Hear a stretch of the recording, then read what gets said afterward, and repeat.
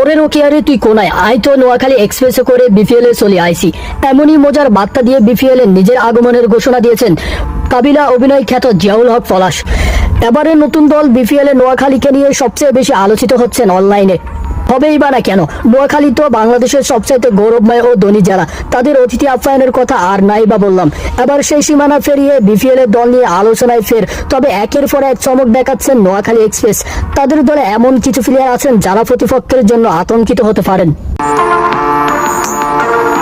বিশ্বের 18টিরও বেশি franchise cricket লিগে খেলা অভিজ্ঞতা সম্পূর্ণ এমন কিছু প্লেয়ার আছেন তাদেরই দলে।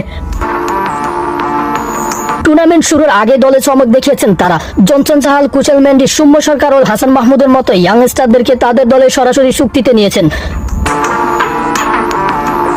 এবার আইপিএল, বিগ ব্যাশ সহ নাবি দাবি সব ফ্র্যাঞ্চাইজি লিগ মাতানো স্পিনারকে দলে নিয়েছেন নোয়াখালী এক্সপ্রেস। এখন পর্যন্ত স্কোয়াডে কতজন প্লেয়ারকে তারা নিয়েছেন এক নজরে দেখা যাক। হাসান মাহমুদ, সৌম্য সরকার ও কুশল মেন্ডিস, জনসন চাহাল, মহিদুল ইসলাম অঙ্কন, জাকির আলী অনেক, হাবিবুর রহমান সোহান। ইমরান সিং এশিয়া কাপে এবার 35 বলে সেঞ্চুরি করে তাক লাগিয়েছেন এই ব্যাটার। মুশফিক হাসান, শাহাদাত হোসেন দীপু, রিজাউর রহমান রাজা, নাজমুল ইসলাম অপু, আবু হাশিম, মেহেদি হাসান রানা, সৈকত আলী, সাব্বির হোসেন, রহমতুল্লাহ আলী, ইসাকুল্লাহ খান, হায়দার আলী।